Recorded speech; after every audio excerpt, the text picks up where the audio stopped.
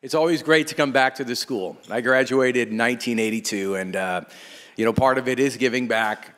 And it's such a wonderful campus. There's such a positive vibe here that anytime I get invited by Doug or Dr. Wong, it's the first thing on my agenda. And what a sliver of history it was for so many of you in this room. And they gave me a little a cheat sheet list of things, and I look back, I said, oh my goodness, what an era that all of you in this room experienced at that time when Martin Luther delivered the I Have a Dream speech, and the Beatles released the album Please Please Me. And what was interesting is the Beatles' final concert came just a few years later, and tuition here at San Francisco State, $100 to $150 per semester. Yeah. Dr. Wong has announced that's going to return to that rate next year. I often reflect on the things I learned at this college and what it meant to me and what it did for my career. Dennis, how times have changed. When you were in school, we probably would have arrested you for doing that. As Dennis was saying, the times are truly different for higher education. When you think of your generation of student and what you paid as the master plan really was quite a stroke of genius that Clark Kerr and others had really pushed through. And now you look at students that currently are paying roughly about $6,500 a year. Their college costs are probably closer per year to $14,000 and $15,000 a year.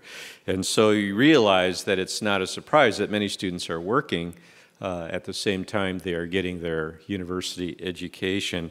And we tried to communicate that our students are also quite special because they're often not just, that work is not just supporting themselves. It's very likely they're helping to support their families. It is a stellar program. And I've had the good fortune of meeting with many of our alums that are in Hollywood, New York, etc. And our graduates are in all sectors, including the leadership of major studios. Our biology and chem program, top rated. Our philosophy department, philosophy at San Francisco State, is currently ranked #1 in the country. Our closest competitor is a school called Dartmouth. We're only 2 universities in the last round of accreditation that earned an unmitigated, unqualified tenure endorsement from the accrediting agency. And that was San Francisco State University and the school that you know that's in Palo Alto. This year's recipient is a first-generation American who is studying political science in preparation for law school. He plans to fight inequities facing marginalized individuals. It is my pleasure to introduce to you Horst Michael Bauer. Horst. And I'm a first-generation American. My mother came here from Cuba, and my father is a German immigrant at the age of 25. And I am honored the scholarship that I have received. In his own words, Dean says, I like fresh beer. And in 1987, he teamed with brewing engineer Dan Gordon to open up their first Gordon Biersch brewery restaurant. Dean earned a degree in international relations with a minor in international business from San Francisco State University. Please join me in welcoming Dean Biersch. Come on up, Dean. Thank you for that. Best job I ever had right here. So you went to San Francisco State, but we were talking earlier, and he was one of those guys, and I've met a lot of them, and said, I really didn't know what I wanted to do. In 1983, the legislation was passed for the first time in California that allowed you to produce beer on site and sell it, as long as you did it in a restaurant atmosphere, as long as you had a bona fide kitchen and food service. I heard about this guy named Dan Gordon who had grown up on the peninsula. Dan went to Berkeley and was coming out, he was an exchange student, and he found out that you could get a degree in brewing. He was kind of blown away. He was just going to be in Germany for 6 months. Can you get a major in brewing? Can I come back? Yes. and brewery engineering. So surprisingly, I mean, he was designing breweries in China, you know, when I met him, and I was the luckiest guy ever because here comes this guy, 5 years out of a brewery engineering program, when the industry itself is just starting stateside. So he had a standing offer to go. In fact, he flew to St. Louis and he interviewed with Anheuser-Busch, and you know he was on the fence, but not so much because he knew that was a lab coat job, and it paid great, and he was a young guy that really could have used the money.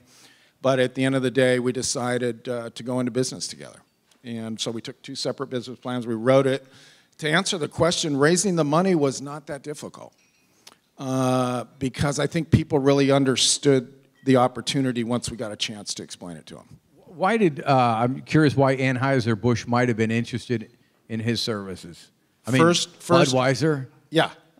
Well, I think one, that they're excellent brewers, okay? The fact that they make beer that I don't necessarily find appealing doesn't mean that they weren't then and aren't now very popular, and they are so consistent in their methodology that really engineering with a capital E is what they do. So I would assume that that's what they were attracted to. But you know, the Bud Miller Coors, that whole space in beer, I call these beers the iceberg lettuce of beers. They're crispy, they're refreshing, they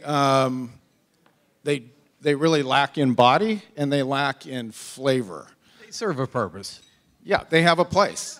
And again, just to take one little baby step backwards, you know, during the war we had grain rationing, and the reason they're crispy is because alternative grains started to get used in beers, primarily, and certainly here in California, rice. So that's where that crispiness comes from. Instead of having 100% all malt beer, these would have up to 50% rice. It's less expensive to produce.